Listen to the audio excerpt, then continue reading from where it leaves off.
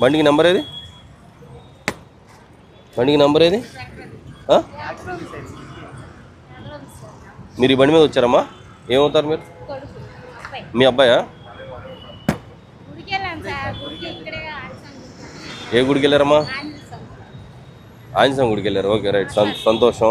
Okay, number board లేకుండా తిరుగుతున్నాడు అబ్బాయి, పర్వాలేదా? అవసరం లేదంటారా? ఎందుకమ్మా ఇంత పవర్ బైక్ ఇప్పుడు ఈ కుర్రోడికి అవసరం ఏముంది? ఏం చదువుతున్నాడు అబ్బాయి? ఏ ఇయర్? ఏనన్నా కంప్లీట్ అయిపోయి ఏంటి గ్రూపు? ఈసీ.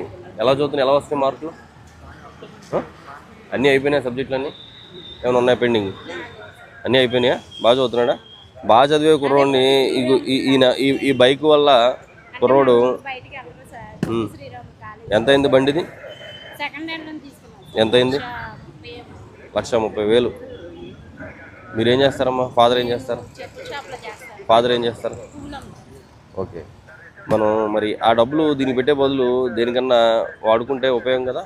మీ అమ్మగారికి మంచిగా ఆ 1,30,000 రూపాయలతో నువ్వు 30,000కి సెకండ్ హ్యాండ్ బైక్ తీసుకుని ఆ 1,00,000 రూపాయలతోటి మంచిగా ఆవిడకి ఏదైనా ఒక గోల్డ్ చైన్, నీకేమో మంచి బండి ఇచ్చి తిప్పుతున్నారు, ఆవిడేమో రోల్డ్ గోల్డ్ వేసి తిరుగుతున్నారు ఆవిడ. అవునా? అవునమ్మా.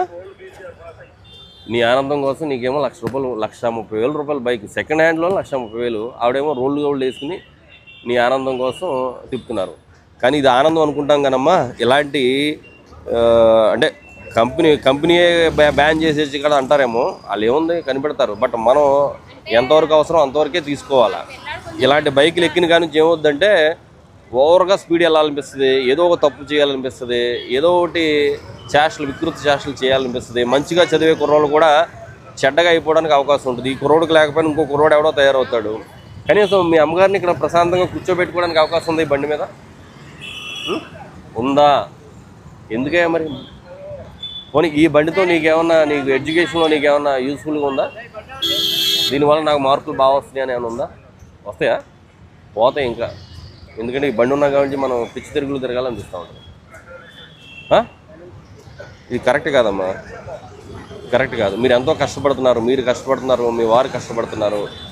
మీ కష్టాన్ని ఈ బండి మీద పోసేసి ఈ బండి మీద ఈ కుర్రోడిని తిప్పి రేపు పొద్దున ఆ అబ్బాయి లైఫ్ రిస్క్ వస్తుంది. మార్పిచ్చేయండి. మీకు బండి అవసరం అనుకుంటే ఏ 30-40 వేలతో స్కూటీ ఏదైనా కొనివ్వండి, అవసరానికి అంతే. ప్రస్తుతానికి ఏం అవసరం. ఆ కుర్రోడు నువ్వు బాగా చదివించావు అనుకో, మెర్సిడెస్ బెంజ్లో తిప్పుతాడు, నిన్ను బెంజ్ కార్లో తిప్పుతారు కూడా. ఏం లేదు, తప్పేం లేదు. స్తోమతతో సంబంధం లేదు, కష్టపడి చదివిస్తే చాలు. చిన్న మధ్యతరగతి ఇంకా చిన్న స్థాయి వాళ్ళు కూడా పెద్ద పెద్ద ఉద్యోగాల్లో సెటిల్ అవుతున్నారు. ఓకేనా? తల్లిదండ్రులు కష్టపడుతున్నారు కదా, వాళ్ళు ఇస్తున్నారు కదా అని చెప్పి మనం అది మిస్యూజ్ చేయకూడదు. ఇది మిస్యూజ్ అంటారు దీన్ని. ఆవిడ ఎంత కష్టపడుతుందో చిన్న స్థాయిలో, ఆవిడ మెడలో రోల్ గోల్డ్ వేసుకుని తిరుగుతూ ఉన్నారు, నువ్వేమో మంచి కాస్ట్లీ బైక్ వేసుకుని తిరుగుతూ ఉన్నావు. ఇది అవసరమా నీకు? ఏమా అవసరం కాదు. ఎందుకు చూసావా, ఈ బండి ఎక్కిన కాబట్టి నీ హెయిర్ స్టైల్ మారిపోయింది, నీ గడ్డం స్టైల్ మారిపోయింది, అన్నీ మారిపోతాయి. నీ మైండ్ కూడా మారలేదని నేను అనుకోవట్లేదు, నీ మైండ్ కూడా మారిపోయి ఉండొచ్చు. కనీసం ఇదన్నా మారిస్తే, మన వేషధారణ కూడా మారితే చదువు మీద వస్తుంది. నువ్వు చదివి బాగా సెటిల్ అయితే ఇది కాదు, ఇంకా నువ్వు మంచి తీసుకోవచ్చు. మీ అమ్మగారిని పక్క సీట్లో కూర్చోబెట్టుకుని అలా తిరగవచ్చు నువ్వు.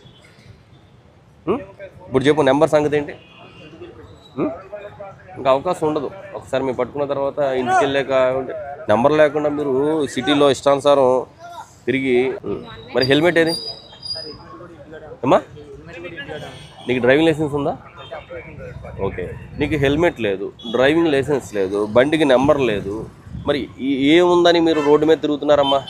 ఎవరినో మీ తాలూకా ఎవరినో గుద్దేసి వెళ్ళిపోతారో, నెంబర్ ఉండదు బైక్. ఏ నెంబర్ మీద మీరు కంప్లైంట్ ఇస్తారు? కెమెరాలు చూస్తే దొరుకుద్దా నెంబర్ లేనప్పుడు? సో ఇప్పుడు అర్థమవుతుందా మీరు చేసిన నేరం ఏంటనేది? నెంబర్ ప్లేట్ తీసుకుని నా దగ్గరికి రావాలి. ఓకే, ఇప్పుడు అప్పటి వరకు బండి నా దగ్గరే ఉంటుంది. నీకు ఎల్ఆర్ ఉంటే ఎల్ఆర్ తీసుకుని నా దగ్గరికి రావాలి, నీకు హెల్మెట్ ఉంటే హెల్మెట్ కూడా తీసుకుని నా దగ్గరికి రావాలి. అప్పుడు బండిని పంపిస్తాను. అమ్మగారిని ఈ లోపు ఆటో ఎక్కించి జాగ్రత్త ఇంటికి పంపించి దింపేసి రా నువ్వు.